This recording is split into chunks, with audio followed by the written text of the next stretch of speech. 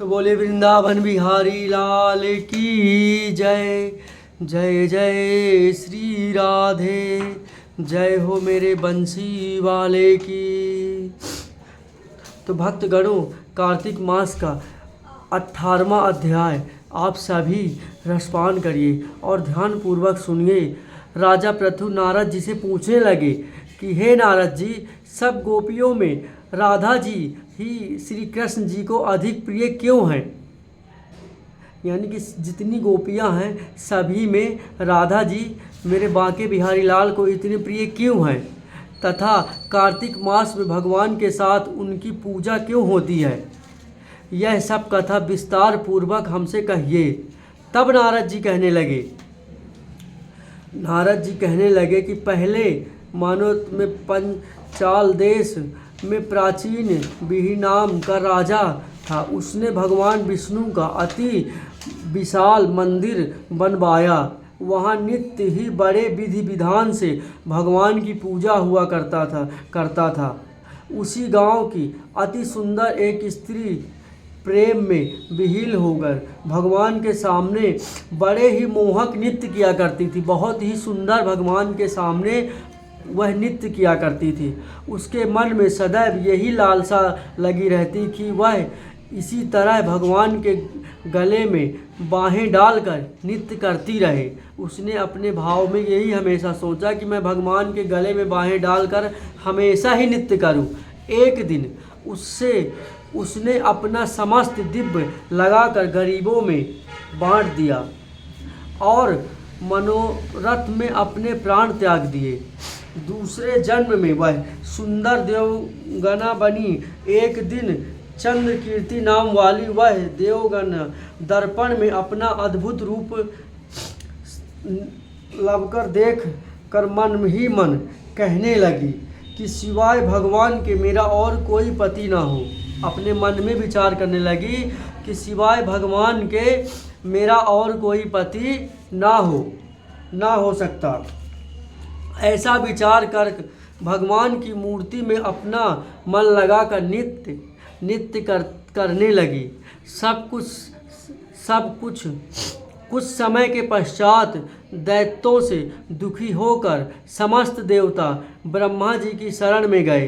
तब ब्रह्मा जी ने भगवान विष्णु के कृष्ण अवतार लेने का संपूर्ण विस्तार से देवताओं को सुनाया और उनको आज्ञा दी कि देवतागण ग्वाल बाल एवं देवगण गोपियों के रूप में जन्म लेकर भगवान की सेवा करें। यानी कि सभी देवताओं से ब्रह्मा जी ने कहा कि तुम सभी गोपियाँ ग्वाल बाल बनकर भगवान की सेवा करें।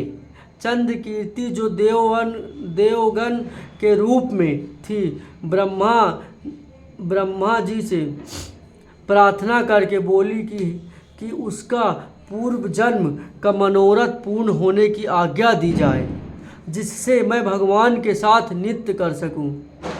तब ब्रह्मा जी ने उसको वरदान दिया कि तुम नंदगांव में वृषभान गोप के घर में राधा की नाम से जन्म लेकर सब गोपियों से अधिक भगवान की प्रिय होगी।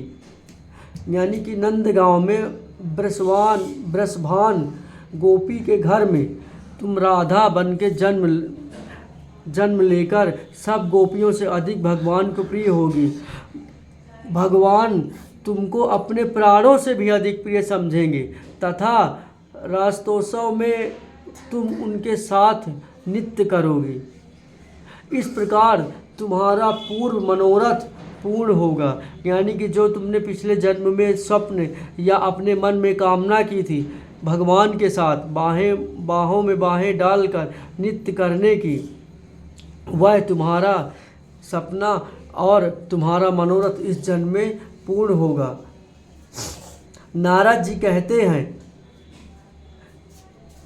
सो ब्रह्मा जी के वचनों को सत्य करने के लिए भगवान ने श्री कृष्ण अवतार में राधा जी के साथ रासोत्सव में नृत्य किया और उनको प्राणों से अधिक प्रिय समझा। तो भक्तगणों, यह 70वां अध्याय के बाद जो 18वां अध्याय में राधा जी के जन्म और पिछले जन्म की कथा है कि किस प्रकार राधा जी ने अपने पिछले जन्म से अब भगवान को इस प्रकार माना और उनकी भक्ति भाव में इस प्रकार लीन हुई कि उन्हें अगले जन्म में भगवान अपने प्राणों से अधिक समझ रहे हैं और उन्हें अपने प्राणों से अधिक मान रहे हैं। तो कुछ अपने कर्म और अपने भक्ति भाव से भगवान को पाने के लिए अगला जन्म लिया। तो आप सभी इस 18वें अध्याय का संपन्न हुआ। तो बोलिए वृंदावन बिहारी लाल की जय। जय जय श्री राधे, जय जय श्री राधे। तो भक्तगणों, आप सभी इस कार्तिक महोत्सव का 18वां अध्याय सुन रहे थे। अब इसी में आप इसकी आगे की कथा सुनिए जो 19वां अध्याय है। तो आप सभी सुनिए कार्तिक मास का 19वां अध्याय।